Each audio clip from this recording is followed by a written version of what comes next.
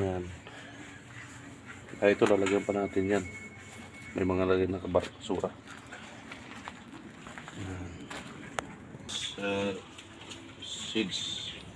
Seeds na ang pakita ko sa inyo. Pakita ba? Yun. Cucumber. Pipino. Tsaka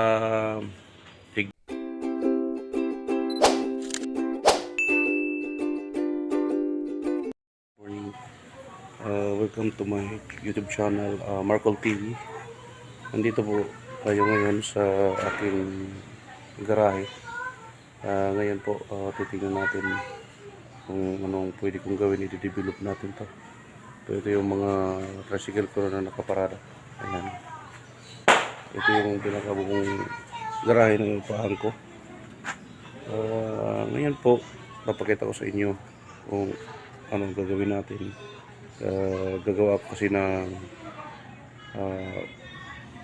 halaman, taniman ng halaman, gawa ng drum, plastic drum. Ito po, napakita ko sa inyo. Thank you. Yan po ang ginawa kong drum. Yan, nandito tayo, may gripo tayo dito para sa tubig. Yan po ang ginawa natin. Ito, lagay ng tubig to, stakan, tsaka ito. Yun naman, ayun, lalagyan natin ng lupa. Yan, bali 5 piraso pinutol ko. Ang ginamit kong pamputol, ito yun, grinder.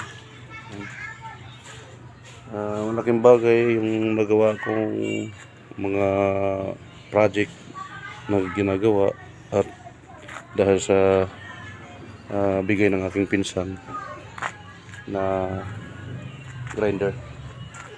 Ito po, itong 5 drum na to na pinutol ko, yan, lalagyan natin ng lupa. Yan, doon natin nilalagay sa hiliran na yon. Doon tatanggalin ko pa yung mga basura doon. Yan, tapos ilalagay natin sa tabi na yan. Yan, para tataniman natin ng mga gulay-gulay. Bagan nyo yung tatanim natin kung ano yun. Hindi ko masabi kasi di pa ako nakapag-decide kung ano magtatanim ko. Mga bulaklak ba pero ang unang-unang itatanim ay gulay para mapakinabangan. Yan. Ito na rin ang lupang gagamitin natin kasi mataba na lupa. Yan. Kukuha lang tayo. Bawasan natin kasi medyo bumundok dito. Medyo umangat dito yung lupa. Kailangan mabawasan para pumantay dito sa simento. Okay guys, abangan natin. Thank you. Bye bye.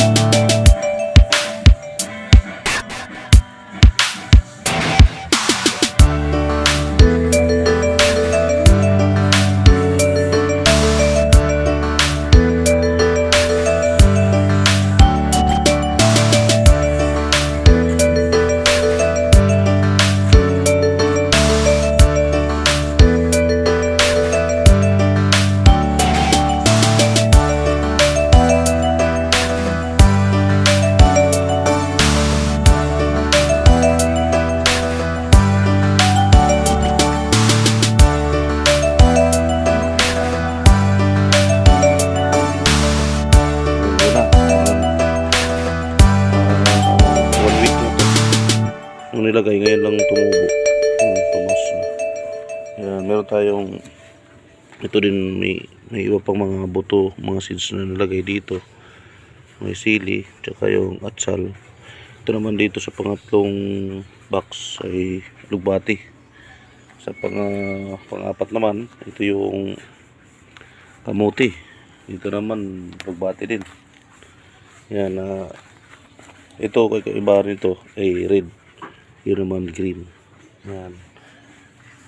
Ito lalagyan pa natin yan. May mga lagyan na basura.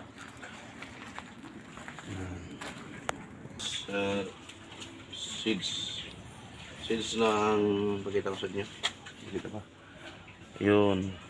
Cucumber. Pipino. Tsaka eggplant, talong. Yan. Ito lalagyan natin dito. Dito siguro yung mga bakante, no?